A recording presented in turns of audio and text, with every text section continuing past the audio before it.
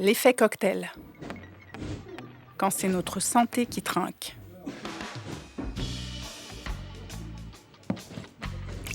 Effet cocktail. Conséquences inattendues résultant de la combinaison de plusieurs substances chimiques entre elles.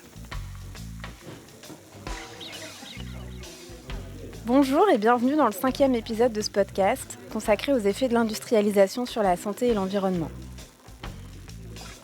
Aujourd'hui, au comptoir avec Giovanni Prete et Jean-Noël Josel, on discute de la figure de la victime. On va parler de cluster, d'effets transgénérationnels et d'instituts éco-citoyens.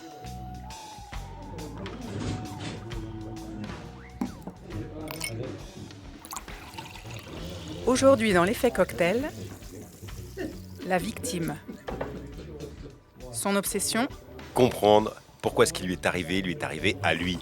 sa peur bleue. Qu'on lui dise que ce qui lui arrive, c'est de sa faute et uniquement de sa faute. Sa phrase culte, Il faut que les vrais coupables payent pour ce qu'ils ont fait.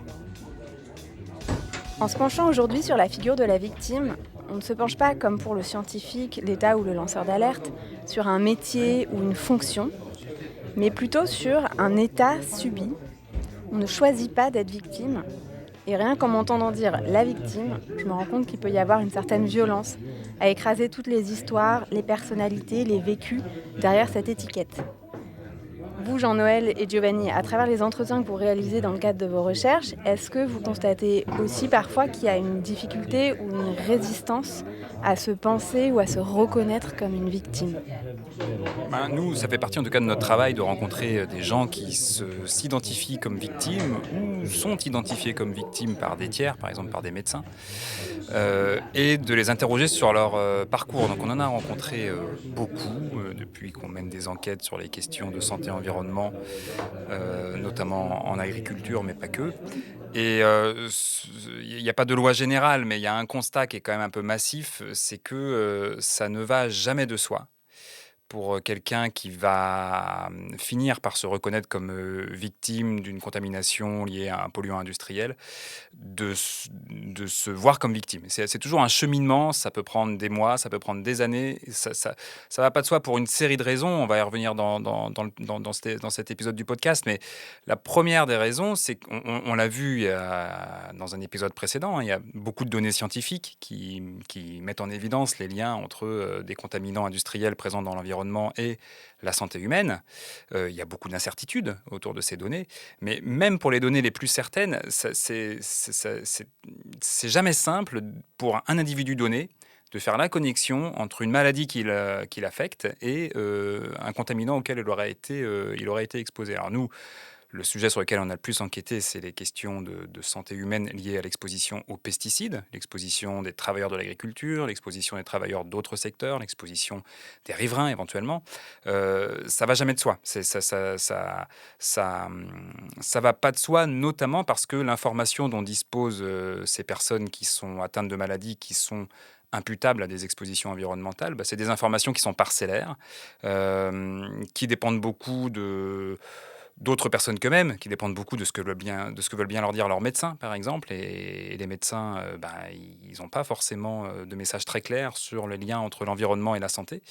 Donc, identifier qu'on est victime d'une maladie, qu'on est atteint d'une maladie qui pourrait être causée par un facteur de risque environnemental type une pollution chimique, ça ne va pas de soi. Et puis peut-être qu'aussi on se dit, peut-être que leur premier réflexe, c'est de se dire, j'ai mal utilisé le produit. Ça revient un petit peu à ce qu'on disait dans les épisodes précédents. Les précautions d'utilisation, les conditions d'utilisation font aussi peut-être parfois en première instance peser la responsabilité sur la personne en elle-même qui se dit: «Bah, je suis victime d'un scandale, mais zut, j'aurais dû, mieux m'y prendre, quoi». En fait, le terme de victime, c'est un terme qui, par construction, renvoie à la responsabilité d'un tiers qui peut être quelque chose, qui peut être quelqu'un. On est toujours victime de quelque chose, de quelqu'un. Donc, c'est reconnaître que d'autres personnes sont responsables de la situation qui nous arrive. Ça peut être compliqué. Si par exemple je suis victime d'un employeur dont je suis proche, si je suis victime d'une institution à laquelle je faisais confiance, si je suis victime de quelqu'un de ma famille, c'est toujours compliqué de se reconnaître victime dans ce sens-là. Et puis, au-delà de ça, c'est aussi dire, c'est pas moi qui suis responsable. Donc c'est aussi se déresponsabiliser de ce qui nous arrive, alors qu'il y a des situations où on a envie de se sentir responsable de ce qui nous arrive. On a envie de se sentir maître de soi, on n'a pas envie de se sentir dominé par les événements ou par quelqu'un d'autre. Euh, du coup, il y a des associations de victimes qui revendiquent le statut de victime. Les phytovictimes, les victimes de l'amiante, les victimes du distilbène, enfin, il y en a des associations. Mais il y a aussi des gens qui peuvent être des victimes, on va dire, de facteurs de santé environnementale, mais qui ne veulent pas endosser ce statut-là. Et d'ailleurs, nous, on a des fois dans les entretiens, mais moi, je ne suis pas une victime, ou je ne suis pas qu'une victime. Voilà. Et souvent, ça va être aussi des... Enfin, il faut le voir de façon dynamique, c'est-à-dire qu'il peut y avoir des formes de dans la trajectoire d'un individu ou d'un collectif, des moments où cet individu ou ce collectif ne fait pas le lien entre un environnement ou un tiers et ce qui lui arrive. Donc là, il n'est pas victime parce qu'il ne voit pas la chose. Des moments où il fait le lien, mais il va se sentir responsable. Un autre moment où ils vont imputer la responsabilité de ce qui arrive à un tiers. Et puis des moments où ils sont un peu fatigués de porter la parole en tant que victime pour revendiquer autre chose. Il y a mais c'est vrai pour tous les mouvements sociaux, j'ai envie de dire. S'enfermer dans le statut de victime, c'est aussi prendre le risque d'être étiqueté comme quelqu'un qui est trop émotionnel, qui n'a pas de revendication politique. Il y a toujours cette suspicion qu'une victime, c'est quelqu'un qui a un discours un peu dépolitisé. Et donc, il y a souvent un travail politique à faire, des réflexions des individus qui sont dans ça se fait collectivement, savoir comment on peut exister comme victime sans se laisser enfermer dans ce statut-là. Ce que ça nous rappelle aussi, c'est que être malade, par exemple de l'amiante ou des pesticides, et être victime de l'amiante ou des pesticides, c'est pas la même chose. Bien sûr, les victimes sont des gens qui sont atteints dans leur chair, qui sont malades, mais c'est pas parce qu'on est malade, c'est pas non plus parce qu'on a identifié que la maladie est peut-être causée par l'amiante, les pesticides ou un autre polluant industriel qu'on se comporte automatiquement comme une victime. Par exemple, il n'y a rien d'automatique à faire la connexion entre son état de santé et un facteur de risque chimique auquel on a pu être exposé d'un côté, et revendiquer un droit, une reconnaissance, une indemnisation de l'autre. Ça va pas du tout de soi. Alors nous, ce qu'on voit dans nos enquêtes, c'est que souvent, ce chemin, cette forme de conversion, depuis le rôle de malade jusqu'au rôle de victime, il ne se fait pas tout seul, il se fait avec l'aide de tiers. Nous, on a beaucoup vu, notamment dans des familles d'agriculteurs victimes des pesticides, le rôle des proches dans la famille, le rôle des conjoints, des conjointes, le rôle des enfants, éventuellement, qui peuvent être des vecteurs d'un sentiment d'injustice. Voilà, parce que agir comme une victime, c'est considérer non seulement qu'on est malade de l'environnement, mais que c'est injuste et que donc ça mérite réparation, et que quelqu'un est responsable, quelqu'un d'autre que nous-mêmes. Et ça se fait pas tout seul. Il y a les effets que des contaminants chimiques peuvent avoir sur une personne, un travailleur, un riverain d'un champ où il y a des pesticides, et puis il y a les effets que ça peut avoir sur ses enfants, parfois de manière directe, parce que par exemple un enfant riverain d'un champ sur lequel il y a des pesticides peut-être être atteint d'une maladie qui pourrait être liée à cette exposition, mais aussi de manière indirecte par le biais de transmission intergénérationnelle. Alors par exemple sur le sujet que nous on connaît le mieux, les questions d'exposition professionnelle aux pesticides, il est maintenant bien attesté que l'exposition professionnelle aux pesticides des parents dans la période prénatale, c'est-à-dire dans les mois qui précèdent la conception pour le papa ou dans la période in utero pour la maman, c'est un facteur de risque pour l'enfant d'avoir des maladies qui sont pas chouettes, des cancers, des malformations, des troubles du neurodéveloppement. Donc quand il y a ce genre de situation, effectivement, la question de se comporter en victime se pose un peu différemment. Elle se pose au niveau de la famille, donc demander justice. On peut se dire que le fait d'avoir un enfant malade va faciliter toutes les opérations dont on vient de parler, c'est-à-dire faire la connexion avec l'environnement, parce qu'un enfant malade, c'est improbable, et donc ça conduit davantage à chercher des causes éventuellement environnementales. Et puis vivre ça comme une injustice. C'est vrai, si ça frappe un enfant, c'est plus injuste que si ça frappe une personne plus âgée, voire quelqu'un qui est à la retraite. Oui, l'enfant est par définition non responsable. Exactement, c'est la victime idéale. Maintenant, et donc pour laquelle beaucoup de parents vont avoir envie de se battre, peut-être davantage que pour eux-mêmes, que si c'était eux-mêmes qui étaient malades. Ça peut aussi être très compliqué pour, par exemple, un agriculteur qui aurait toute sa vie été en exploitation conventionnelle, donc productiviste, avec beaucoup de chimie, beaucoup d'engrais, beaucoup de pesticides, qui continuerait à le faire, comme la plupart des exploitants en France, de reconnaître que ses propres expositions à ces produits qu'il est allé acheter plusieurs fois par an à la coopérative, qu'il a épandu, grâce auquel il a obtenu une augmentation des rendements, probablement de ses revenus, que tout ça, c'est responsable de la maladie de son enfant, ça peut être un facteur bloquant aussi. Ça ne va pas non plus du tout de soi, dans des configurations comme ça, de vivre la maladie de l'enfant comme une maladie environnementale et comme une maladie injuste. Ça me fait penser un peu à ces histoires de clusters pédiatriques, comme on dit, où on trouve tout d'un coup sur un territoire donné plusieurs cas qui donnent envie à des parents de se mettre en lien et de se mettre en quête de chercher une explication. Oui, en fait, quand on s'intéresse aux mobilisations environnementales et ce qu'en anglais on appelle les grassroots mobilization, donc c'est les mobilisations vraiment locales qui sont liées à des pollutions locales, beaucoup de la littérature, beaucoup de ces mobilisations qui sont décrites dans la littérature, partent au départ de l'observation, souvent par des mères de famille, de regroupements un peu anormaux, de maladies d'enfants. Alors, c'est souvent des cancers, mais ça peut être d'autres types de pathologies, hein. Et donc, c'est des mamans qui, à l'école, vont discuter, ou des mamans qui, dans des associations de voisinage, je dis des mamans parce que c'est souvent, c'est assez genré, hein, la question du travail de soins dans les familles. Et donc, c'est souvent les mamans qui s'occupent des soins et qui, tout d'un coup, vont observer que leur enfant qui a un problème n'est pas le seul à avoir un problème. Et vont essayer de voir si les doutes qu'elles ont sur l'idée qu'il y aurait un regroupement anormalement élevé de personnes, d'enfants malades par rapport à ce qui serait statistiquement attendu au regard de la malchance, du hasard qui peut créer des maladies, peut être relié à un facteur environnemental. Donc ça, on l'observe, hein, dans des régions agricoles comme à Sainte-Pazanne, dans l'ouest de la France. On a eu la même chose en Île-de-France autour d'usines désaffectées, autour des antennes de relais de téléphonie mobile. Et en fait, ce qui se passe en général dans ces situations-là, c'est qu'elles mènent l'investigation, donc elles font des cartographies, elles font des petits questionnaires, elles alertent les autorités sanitaires. Et en général, les autorités sanitaires concluent qu'il n'y a pas de surrisque lié à des facteurs environnementaux, ce qui met beaucoup de colère et ce qui peut nourrir la mobilisation. On peut discuter longuement de pourquoi elle conclut à ce qu'il n'y a pas de surrisque, mais parce qu'en fait, ce sont des maladies qui sont rares, les maladies infantiles environnementales, les cancers, les malformations, et donc qui touchent des populations assez faibles en nombre, et donc pour qu'on puisse, en fait, d'un point de vue statistique, pour qu'on puisse mettre en évidence des facteurs environnementaux potentiellement causant potentiellement ces maladies d'un point de vue statistiquement significatif, c'est très compliqué. Voilà. Donc très souvent, en fait, les autorités sanitaires concluent qu'on ne peut pas conclure. Voilà. Il y a un cas un peu emblématique qui a été assez médiatisé il y a plusieurs années maintenant, qui est le cas des bébés sans bras.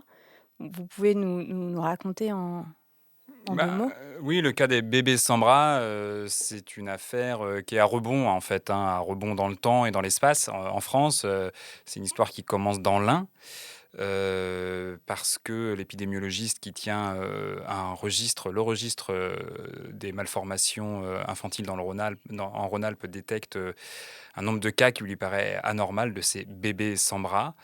Et puis ensuite, des affaires similaires dans les années qui suivent, hein.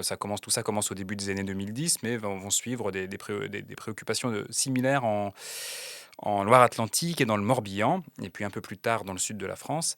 Et à chaque fois, l'histoire se rejoue, c'est-à-dire ce problème de bébé sans bras, c'est une malformation fort heureusement rare. Ça attire plus l'attention. Ça a beaucoup plus de chances d'attirer l'attention de professionnels de la santé ou même de personnes totalement profanes qui vont être plus en situation de détecter quelque chose d'anormal. Et donc, en l'occurrence, qu'est-ce qui s'est passé? Ça a fait peur, il y a eu un vent de panique, il y a un traitement médiatique? Bon, alors, le vent de panique souffle rarement en réalité, hein. C'est souvent mis en avant plutôt par les esprits les plus conservateurs sur ces questions-là, l'idée qu'il ne faut pas paniquer les gens, pas les inquiéter avec des données scientifiques incertaines.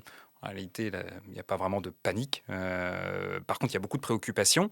Et ben, comme disait Giovanni, ce qui se passe dans ces cas-là, c'est que les autorités sanitaires, et en France, c'est Santé publique France qui s'occupe de veiller sur l'état de santé de la population, vont déclencher des enquêtes. Ils vont aller sur place, ils vont regarder les statistiques, le nombre d'enfants nés avec des problèmes de membres supérieurs mal formés, mais ça peut être aussi des problèmes de cancer pédiatrique. Enfin, toutes ces pathologies sont traitées un peu de la même manière, avec des modèles statistiques que ces épidémiologistes officiels en quelque sorte vont appliquer, mais sur des maladies rares, comme l'a dit Giovanni, c'est très rare qu'on arrive à authentifier un véritable cluster.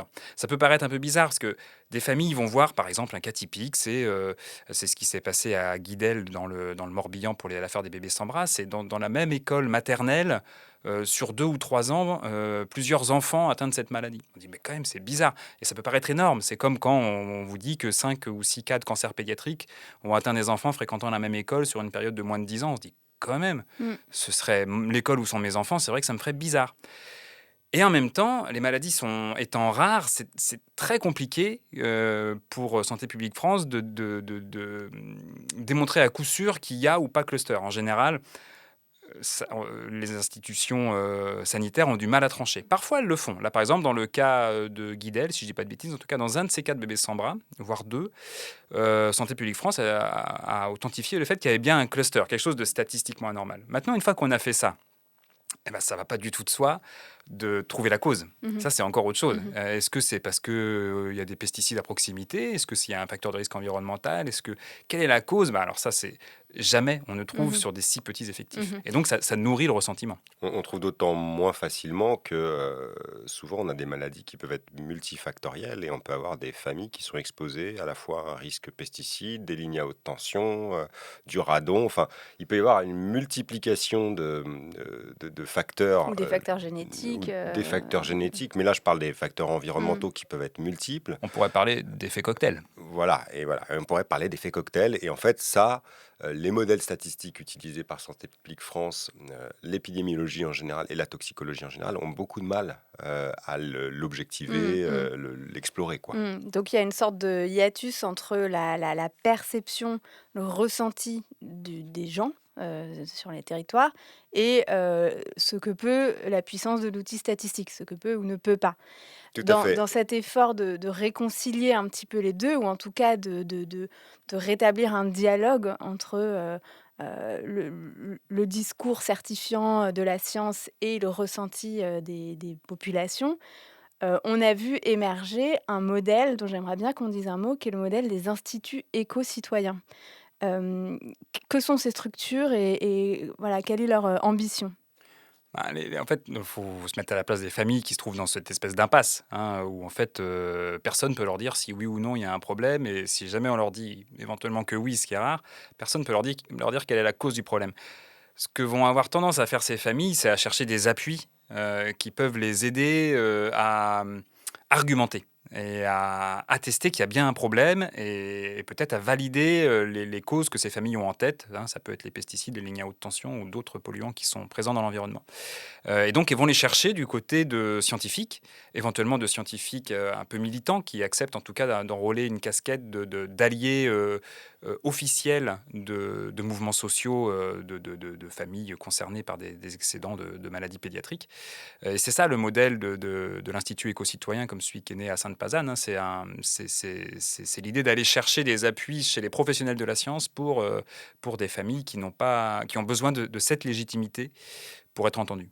Et quand on dit qu'il y a une espèce de hiatus entre la science officielle, la science institutionnelle et le ressenti des familles, on n'est pas du tout en train de dire que le ressenti des familles n'est pas juste ou justifié. En fait, ce que ça dit plus, c'est que la science institutionnelle, la science reconnue, la science officielle est mal équipée pour répondre aux questions que se posent les familles.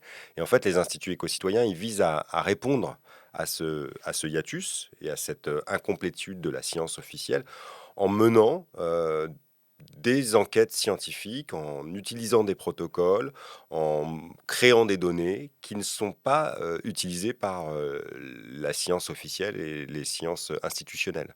À Fos-sur-Mer, par exemple, il y a un institut éco-citoyen en France qui s'est créé ces dernières années. Ils ont fait un énorme travail d'enquête citoyenne sur les pollutions. Ils ont fait un énorme travail de recensement des maladies professionnelles. Ils ont fait tout un énorme travail de construction de données. Mais construction de données avec les habitants? Avec les habitants, de façon participative, pour répondre. C'est des instituts, peut-être un dénominateur commun, c'est qu'ils essayent de co-construire et de répondre vraiment à une demande sociale. Mais ce qu'ils font aussi, c'est qu'ils créent des données que que la science officielle n'a pas le temps de produire, n'a pas les moyens de produire, ou n'a pas l'intérêt scientifique de produire, parce que ça ne fera pas de la bonne publi, hein, par exemple. Donc il y a aussi cette dimension-là, c'est que parfois il faut passer par d'autres approches scientifiques pour pouvoir objectiver des liens entre santé et environnement. Et c'est un modèle qui est assez ancien. En France, on parle d'instituts éco-citoyens parce qu'il y en a quelques-uns qui ont été plus visibles ces dernières années. Mais en fait, l'idée de construire des espaces de recherche-action entre des citoyens et des scientifiques professionnels, ça remonte aux années 60, 70, déjà aux États-Unis, en Angleterre et même en France. On a beaucoup parlé de l'exposition aux pesticides depuis le début de l'épisode. J'aimerais bien qu'on prenne un cas un peu différent, qui est celui de l'exposition aux ondes électromagnétiques. Qu'est-ce qui pose problème dans la reconnaissance d'un statut de victime, dans ce cas précis?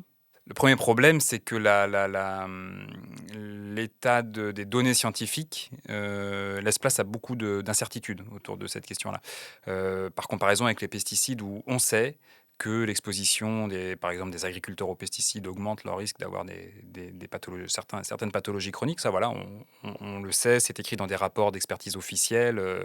On ne peut plus vraiment le remettre en cause. Il y a une irréversibilité. On n'a rien de similaire sur les ondes électromagnétiques. C'est beaucoup plus ouvert.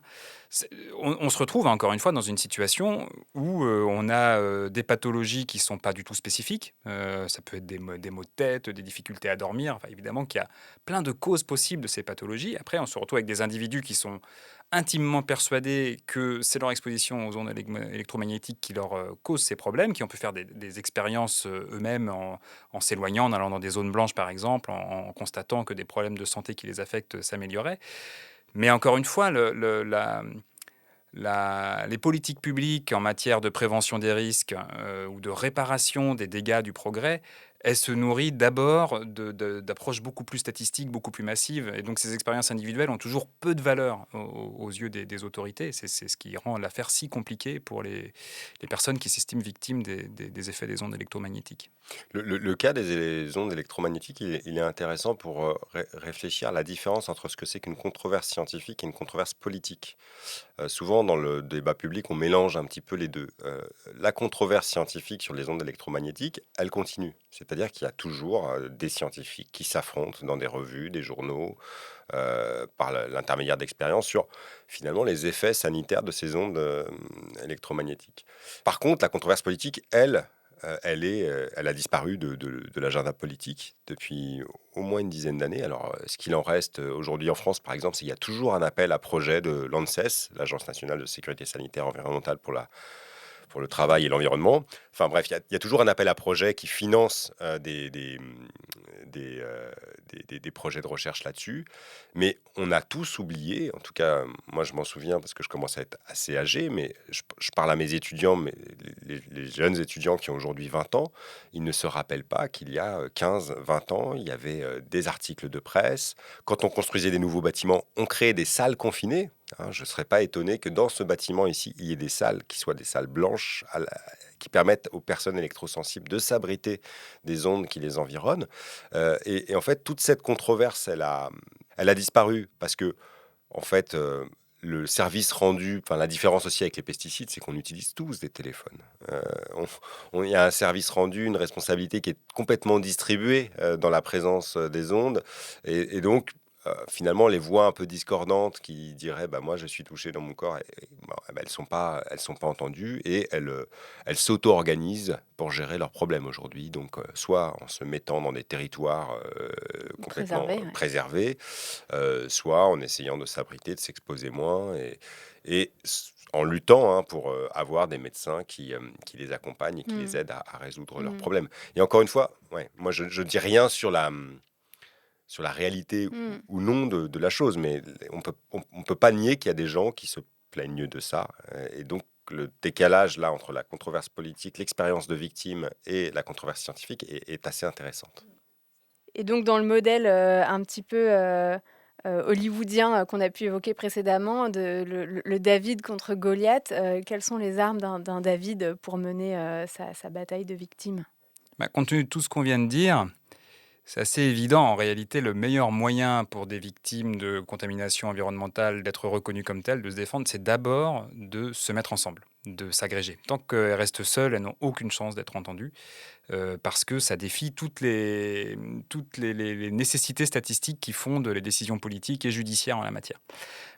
Et donc, il faut en quelque sorte passer de cas individuels à une cause collective. Alors ça, c'est pareil, ça ne se fait pas tout seul, mais il y a quand même dans l'espace public des acteurs qui peuvent y aider, des adjuvants, typiquement des associations environnementalistes qui vont aider à mettre ensemble, à connecter des cas de victimes qui sont parfois très loin les uns des autres territorialement, qui ne se connaissent pas du tout, qui ne sont pas du même milieu, mais ça, voilà, ça peut être un élément vraiment important pour que le David devienne un peu plus fort face au Goliath. Voilà. Puis après, il y a ce dont on va parler bientôt, l'appui du droit. On est quand même dans un état de droit. Il y a plein de limites sur la reconnaissance des maladies liées à l'environnement, mais il y a aussi des ressources dans le droit. Pour conclure cet épisode sur la figure de la victime, est-ce que vous seriez d'accord pour commenter l'hypothèse suivante? On serait en réalité tous et toutes victimes, qui s'ignorent plus ou moins des faits plus ou moins différés d'un environnement qui est de plus en plus saturé par des polluants. Moi, je dirais pas ça comme ça. Parce que l'hypothèse, elle renvoie à une phrase célèbre d'un sociologue du risque qui s'appelle Ulrich Beck, qui disait « Le smog est démocratique ». Qu'est-ce qu'il voulait dire par là? Il voulait dire euh, on serait passé d'une société de classe sociale, avec des inégalités d'accès aux richesses, etc., à une société où il y a tellement de pollution dans le monde, tellement de risques majeurs dans le monde, que finalement, riches comme pauvres, on est tous exposés. Bon.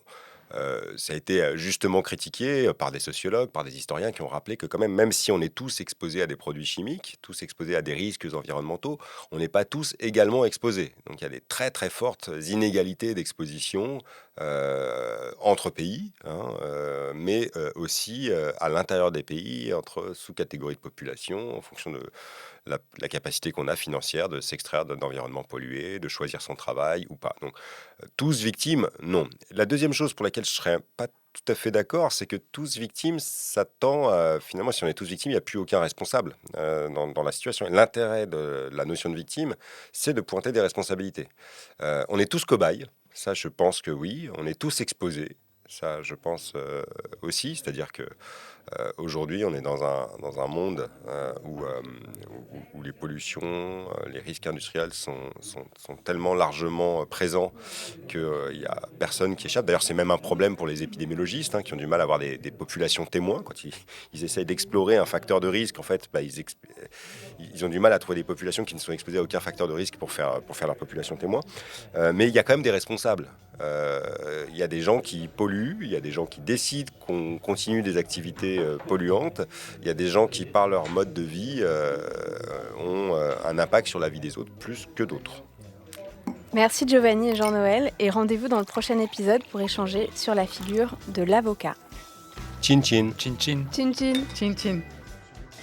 Je suis Juliette Rode, et pour m'accompagner dans la production de ce podcast, j'ai pu compter sur l'aide précieuse d'Aude-Émilie Judei pour l'écriture et la réalisation, et de Sandro Enciso pour la prise de son et le montage.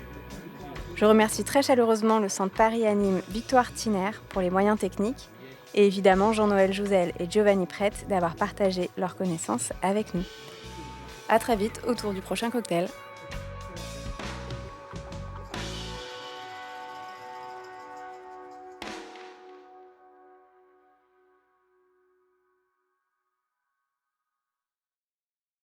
Elle a été rendue possible, cette mise à l'agenda, par un travail d'investigation journalistique coordonné, de long terme. Et elle a eu des effets d'irréversibilité parce qu'il y a des lois qui ont été prises qui visent à réguler l'utilisation et la circulation des PFAS, au moins dans l'espace français, qui sont discutées à l'échelle européenne. Alors, lois qu'on peut toujours critiquer, auxquelles on peut toujours reprocher leur caractère un peu timoré, mais elles sont là. Voilà. Donc là, il y a des irréversibilités qui sont mises en place. On peut prendre aussi dans les exemples récents ce qui s'est passé au début de l'été 2025 autour de la loi du plomb, avec le succès phénoménal de la pétition lancée sur le site de l'Assemblée par une étudiante qui a recueilli plus de 2 millions de signatures. En fait, la loi du plomb, elle vient s'inscrire dans une longue histoire de controverses, de conflits autour des dangers des pesticides et en particulier d'une catégorie, les néonicotinoïdes. Et probablement la loi du plomb en elle-même ne va pas changer la face du monde à cet égard-là. Mais le fait qu'il se soit trouvé plus de 2 millions de personnes pour signer en quelques jours une pétition demandant à revoir cette loi du plomb et tout ce qu'elle permettait d'assouplir comme régulation environnementale, notamment autour des pesticides, ça va créer une espèce d'irréversibilité, c'est-à-dire un point de repère chronologique qui restera dans l'histoire, auquel on pourra se référer pour se dire qu'il y avait quand même du monde pour s'inquiéter de la dangerosité des pesticides. Merci Giovanni et Jean-Noël, et rendez-vous dans le prochain épisode pour échanger sur la figure de la victime. Chin chin. Chin chin. Chin chin. Chin chin. Je suis Juliette Rode, et pour m'accompagner dans la production de ce podcast, j'ai pu compter sur l'aide précieuse d'Aude-Émilie Judei pour l'écriture et la réalisation, et de Sandro Enciso pour la prise de son et le montage. Je remercie très chaleureusement le Centre Paris-Anime Victoire Thiner pour les moyens techniques, et évidemment Jean-Noël Jouzel et Giovanni Prette d'avoir partagé leurs connaissances avec nous. À très vite autour du prochain cocktail.